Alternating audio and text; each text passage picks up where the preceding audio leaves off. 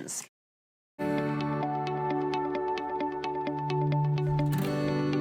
You're watching Rogers TV. This program is brought to you by Ignite TV. Now you're in command. Visit Rogers.com for more details.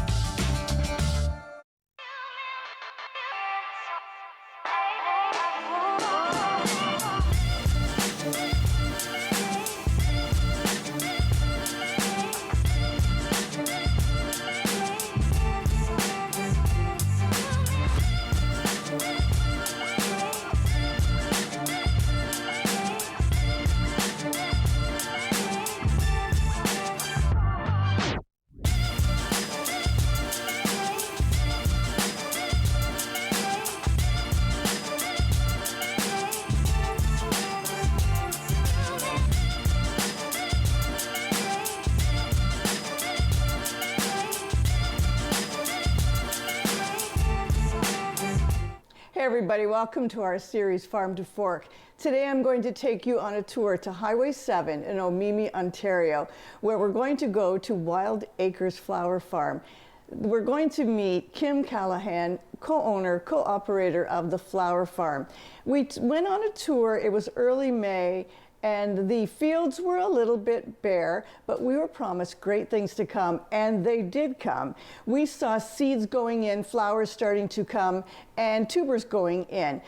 Kim and I talked about the culinary aspects of using flowers in cooking, and we settled on lavender. So today I'm going to be making a lemon lavender cheesecake, and I'm going to show you that there doesn't have to be ricotta cheese, there doesn't have to be cream cheese. We're going to be making it with cottage cheese, and that is going to be a little bit lighter and a little bit fresher. So let's get started. We're going to start off with the topping. Instead of making the cheesecake, which needs to cook, we're going to start off with the berry coulis. Now what I did is, you can use any berry you like, whatever's in season. I used a couple cups of blueberries because that's in season right now, a little bit of sugar, a little bit of cornstarch, and you just make a thickened blueberry, strawberry, raspberry, whatever you choose, sauce. A little bit of water as well. Now the recipe will be up, but I didn't start it off with you. So you know what else you can do is, you can even take a little bit of a jam and you can mix it with berries, and you can thin it with a little bit of lemon juice or water, and that will suit as well. So I started this off, and I'm going to get this cooking, and that's what you should do before you start your cheesecake. So let's put this on the stove. I'm going to put it on a medium heat, and we'll let that just cook on its own. Let's get started on the cheesecake. First, you are going to need a food processor or a blender with a tamper, because we're going to be taking cottage cheese curds and we're going to be making it into a smooth, creamy cheese. Now, don't be tempted to maybe buy the dry cottage cheese. You just want the basic, simple, creamed cottage cheese, because you need that liquid in the cottage cheese to make the filling nice and fresh. First of all, measure off 3½ cups of cottage cheese. To your food processor, you're going to add the 3½ cups of cottage cheese.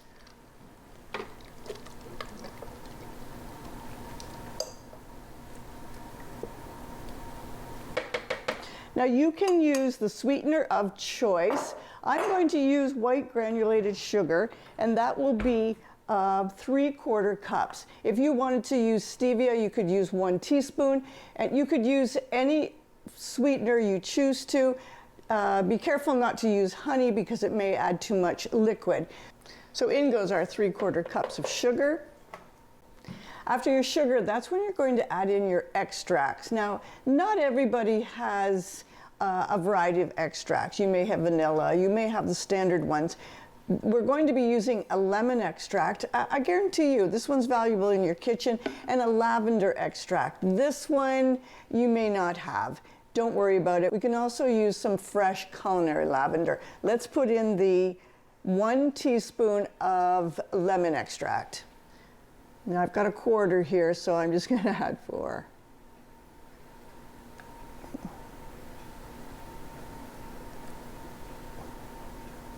Okay, there's 1 teaspoon of lemon extract. If you'll notice, this is an emulsion. It's a little bit thicker than an extract. If you find it in a kitchen store, it is worth the extra. You get more flavor, more depth. Now, the lavender extract, you use drops of this because it will overtake the cheesecake. I'm just putting about 3 drops of it, and I'll put it back in. It's too much, and it will just end up tasting like soap, so don't put too much of that in. You can skip it if you don't have it. Then we're going to put in 1 tablespoon of cornstarch. That's going to add some thickening. The next thing we're going to do is add the zest of 1 lemon and the juice of 1 lemon. Now, when you take your lemon from the store, you bring it home, the best thing to do is to get some boiling water in a bowl, drop the lemon in, and that will take any wax off. Then if you're using the zest, it isn't waxy and it's nice and fresh. So we're going to take the zest of 1 lemon. Now I want to show you some culinary lavender that we brought home from a different farm because it was in bloom when we were at a different farm. And I'll show you how you can use that if you have it. And if you've got some lavender outside in your garden, just dry a little bit of it and use that instead of the extract. So I've got the zest of 1 lemon. If you noticed, I put my rasp upside down, and that way I can see how much I got. So that's about 1 tablespoon. And then we're going to do the juice of the lemon. I get a lot of comments about this juicer. You can order it online, or you can even just find it at a really good kitchen store.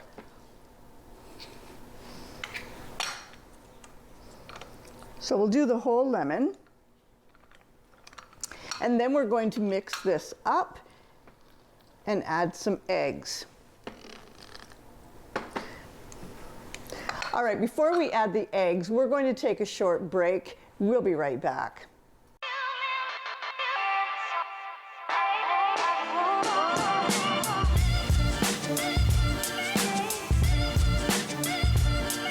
After a night out with your friends, not having a plan for a safe ride home can leave you in a bad spot. You could end up riding in a police car, an ambulance, or a hearse. These unplanned modes of transportation can be a costly choice and do not take you home. Your plan could include a designated driver, a taxi, or public transit. Drink responsibly, choose your ride, and have a plan for a safe ride home. Visit arrivealive.org to find out more. Community ultimately is always the people you surround yourself with. If I ever leave this area, I'm never going to forget these country river nights. Allowing people from outside of the area and in the area experience farm life, experience art. Wawena, take care. Chumigwach, thank you very much. Kwabin, see you later.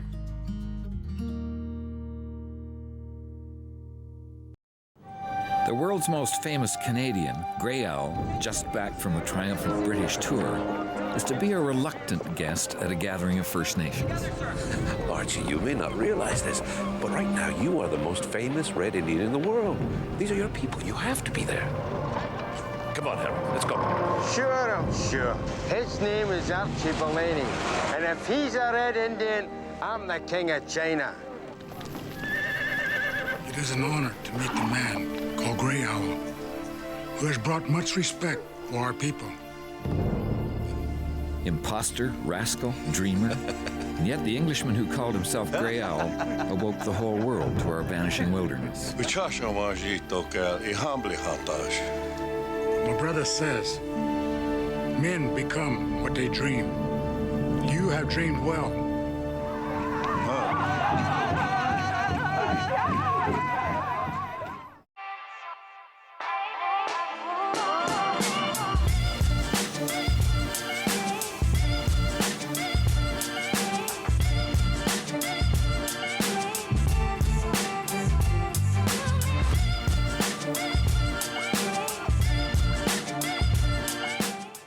And we're back. You're watching Farm to Fork. I'm Chef Connie Powers, and today we're visiting Wild Acres Flower Farm in Omemee, and we've met Kim Callahan. She's going to be taking us on a tour, and we are making a lemon lavender cheesecake with her lavender. So far, we have made a berry coulis, and it is now cooked and cooling. I've got my oven set to 350 so we can bake the cheesecake, and we're making the cottage cheese filling. This has cottage cheese, sugar, we've got lemon zest, a little bit of lavender, some lemon emulsion, and we're going to add some salt. I think that was all the ingredients. We're going to add a 1/4 teaspoon of salt. Now, we're going to mix this, and we're going to mix this for about 35 seconds until it's very smooth, because it's curds, and we're trying to get that smooth filling. Then we're going to add 4 eggs, and we're going to add them one at a time. We don't want to whip them, and we don't want to get the filling full of air. So let's start just making sure this is nice and smooth.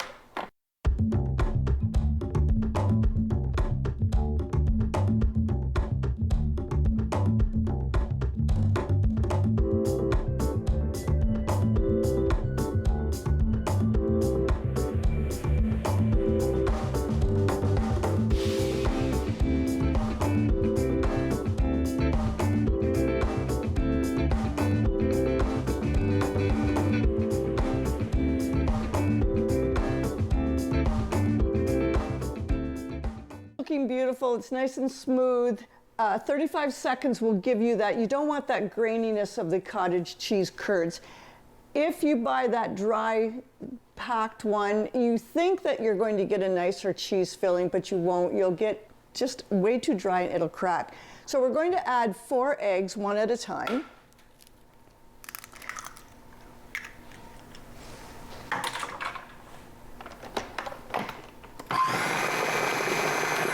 And we're just mixing it in. We're not overdoing that.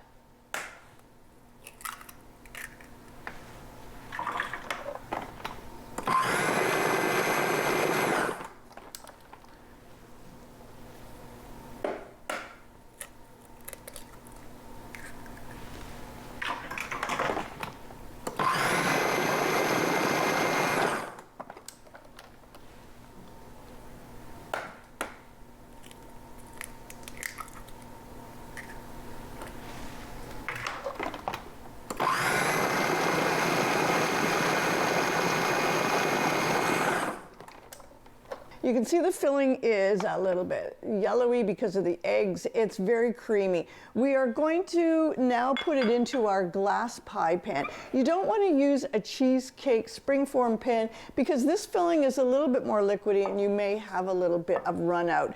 Now, I wanted to bring your attention to the culinary lavender that we have. You can use this if you didn't have the lavender extract, but I tend to not want to put this in right now. Smells delicious. I tend not to want to put this in now because I've got the lavender emulsion and it might be too much. We need to put a little bit of an oiling on this cake pan or we're going to have it sticking. You can use a spray, you can use butter, or you can use coconut oil. So we're just using this pie pan so that it makes a nice shallow cheesecake. Very nice presentation for guests because the berry coulis on that looks very nice. So that's it. We're going to now pour in our filling. So when I said 3½ cups of cottage cheese, it is about 1½ 500-gram containers of cottage cheese. We're going to use the spatula and get it all out.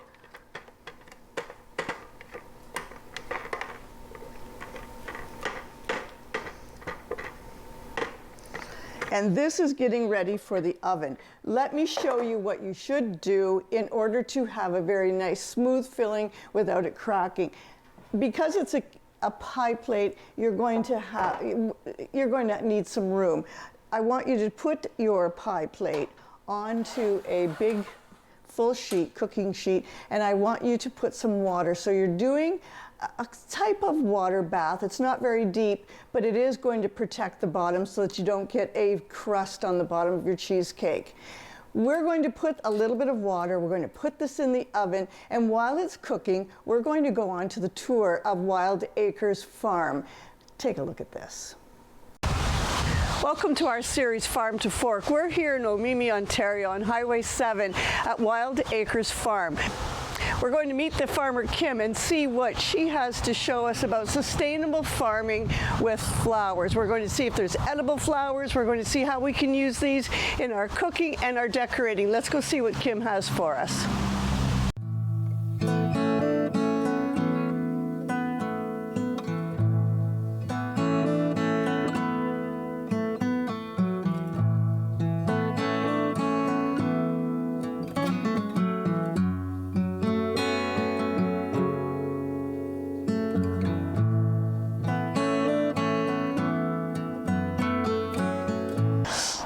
So what do we have here? So we've got, these are dahlia tubers that I've planted up and taken cuttings from. So when I did that, I planted these about, I'm trying to think, a month and a half ago. Okay. But that would have been April, early May. And all I did was, so this is to try and make more tubers without having to buy more. Sure, each one's but you're getting some right Yeah, there. I'm getting some. So each one is about $6. So this means I can get more. Yes. So all I do, I let this grow out a little bit longer than what it is, and then I would wiggle it off and then put it into these trays. I would just poke a little hole with a pencil and poke it in. And a few weeks later, it'll have roots. And these ones, I'm gonna plant them out today, and these ones will grow into a new plant, and they'll produce tubers that I can use for next year. TV, So love it. Your dad's a farmer? My dad has Callahan Farm Supply right on the highway. Oh, okay. The dealership. There we go. Just yeah.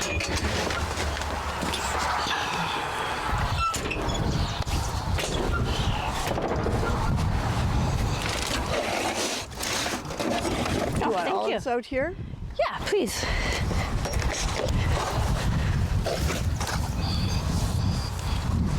So these go right into, and these are dahlias as well. Right. So as a kid, you were not raised on a farm. You were just like your dad is farm equipment and supply. Yeah. I grew up in town, and my dad's whole family are dairy farmers. When we would go visit grandma as kids, I couldn't get me out of the barn. I would go and I would want to do chores, and they'd say, "Time to go," and I'd say, "No, just until chores are done." Oh, that's great. So why flowers? What made you think that flowers were your thing? Well, it was sort of COVID. I always liked gardening. We moved here in 2021, so at the tail end of lockdown stuff.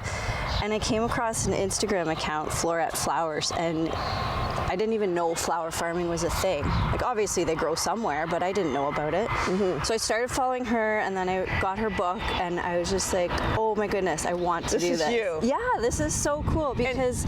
so here's the highway. Highway 7's there. How far back do you own? How many? We actually go all the way back to Lilac Road, so the next road over, and it comes to a point. The Trans-Canada Trail runs behind our place, and it goes, Lilac Road is kind of here, and there's a point where it is. So we only have 11 acres.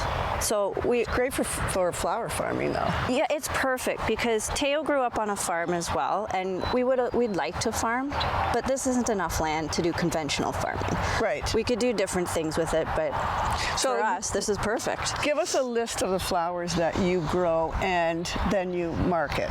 Okay, so I'm just going to try and run down the rows. Yeah, that's a good idea. So we've got peonies, tulips. Ooh. I planted some irises the other day.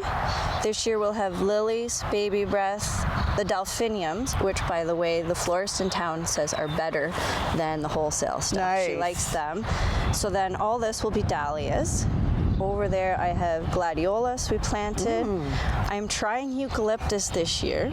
I am not sure how that will go. We'll see. There's a little purpley flower that's called, it's something hibiscus, for a filler. Lots and lots of zinnias.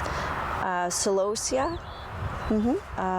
lots of sunflowers. I've got lots of different colors planted. So as you're saying these, I'm picturing your bouquets because you're doing it all the right way with the fillers and the thrillers. Yes, exactly. So trying to purchase different ones, right? Do you grow lavender on anywhere? I have some of my own lavender. Okay, great. It doesn't really grow like long stem length. No, but you know, So lavender is something that we can use in cooking. Here's what the tubers look like, Connie. These ones are kind of small. And then, but so you plant the tuber in? Yeah. So the tuber has, in the beginning, like these are all where they started. Yeah. And other ones I've all planted in the ground. But the tuber, so I gotta dig a hole through this mess. And then the tuber goes in, and basically, if it didn't have a sprout on it, we wouldn't water it because the tuber has everything the plant needs to get started. Oh, I see. And if it gets too wet, it'll of course go and rot on us, and that's no good either. What's the difference between a tuber and a rhizome, or is it the same thing? No, a tuber, if you think of a tuber sort of like a potato, that would be another tuber. Oh, it's not going to spread out. These ones will grow more tubers, and they'll kind of be like this. Okay. Like, they look really weird when you dig them up. But a rhizome is sort of like, if you had one plant, then it'll grow out to the side and up. I noticed this area, gladiolas are really popular. Yeah, and we planted them yesterday. We planted a whole bunch. We had this drill bit. I could show it to you later. Great choice. It was a pain to plant them. I got my husband, Teo, did the drilling, and then the boys and I came along and put them, the dahlias in and covered them up. And the crazy thing, the dahlias, some of them will grow to be like this tall. And the dahlias, I love them especially because dahlias are harvested in full bloom. So they're going to be, some of them like, you know, this big harvest. And what colors do you have? I like the orange ones. I do have some oranges, pinks, purples. I love the ones that are peach going to pink, and I'll have some of them. That's nice. I've got like a whole row of white ones because they'll just be nice for filler. So you have a CSA program, and I realize the subscription program in May would look really different than your program in September. What if someone were to subscribe to your CSA subscription bouquet? What would you see in May? So in May, what I did this year was May, June, spring subscription. Okay. So we've done tulips and lilacs and daffodils in our first bouquet, and I have 2 more that are going to wait a few weeks because nothing's really out. But that's right. And then is it pick up here? It is pick up here. Oh, that's nice. And I'm hoping to have ranunculus and anemones if they grow. It's my first year doing them. So then the peonies for sure will be coming. Mm-hmm. The lilies might make it by the end of June. It's hard to know. How old are those lilies? I just planted them, I don't know, a few weeks ago. I'm just trying to see what else. Any early blooming. In the years, the irises will be coming up, and in the future, I'll have more perennials. So maybe the delphiniums will be earlier. The perennials kind of bridge the gap between the annuals, which sort of start in July, and then the late June is where the perennials will fill in that gap to have a little bit more flowers. Well, in this episode, as people are watching, we are making a lavender lemon cheesecake. That sounds amazing. There's always a way to come back to it. But this is food for the eye. Exactly. Food for the eye. And one of the things I was so surprised about when I started selling this is how much joy it brings people. Like, it's joy for me. It's hard work. My back hurts a lot. But growing flowers is just, there's something about it that's so calming and meditative and... Very true. I think it appeals to people also to the unpractical side, because practical is the tomatoes and the cucumbers you grow. This is sheer for the peace and just for the beauty of it. And we need farmers like you to bring that to us, because we also need that side of life. Well, and exactly. And even as income kind of, goes down with the economy being not so great, flowers are a little indulgence. That's true. They're not huge, but you could spend $20 on a bouquet and enjoy it, and they bring you joy when you look at them for the next week or so. That's true. Or you could spend $20 on chocolate bars and chips and feel kind of crappy after you eat it. So you have your CSA program that can be picked up here, and do you also sell at your farm store here on your premises? I do sometimes during the summer months if I have a little bit of extra. Okay. I like the subscriptions more because then I know exactly how much to harvest. True. Where if I just sell it on the stand, I don't know, and then if it goes too long, it'll be compost. Right? So but it has to be cut at the same time. You can't just let it be here because if it's not going to do any good. Okay. One of my favorite things today is that you showed me the sweet peas and they're this big, and then you displayed with your hands how big they're going to be. I like that kind of hope. I only think flower farmers have that faith. There has to be so much faith. When does your season start? So I started seeds in the house late March, early April, and I am not very good at starting seeds. I'm a bit of a plant killer with indoor seeds. But so that started, I tried to wait for last frost, so mid-June is technically last frost date here, or sorry, mid-May. Mid-May. Some of the stuff goes out a little earlier that's frost tolerant. Like the snapdragons will go out, and there's Lysianthus that goes out early. And then I'm trying to get it all out now. I've got a few sunflowers to put in, and then I'll do a little bit of a succession plant. So like the sunflowers will sort of come all at once, and then in a few weeks I'll plant some more. Thank you for letting us on your property today. Coming. It takes a lot of faith to let someone just come out and say, here's what I do, and we thank you for that. We're going to go take a look at this little chicken. You'll love this little chicken coop, and we're going to then unleash the farm dogs. Little box. Hopefully she's still in there when I open it up. So look, here's Gertrude laying an egg, or getting ready to lay one.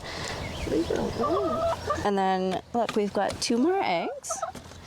This is like the most fun to come out and collect the eggs. I had no idea. It's free food. It's like a present every day that the chickens leave for us. I selected these chickens based on colors, not really based on any kind of other properties. 3 tones of color, it's just beautiful like that. Yeah, so we'll let Gertrude finish. So, which one? That black one is Darth Vader.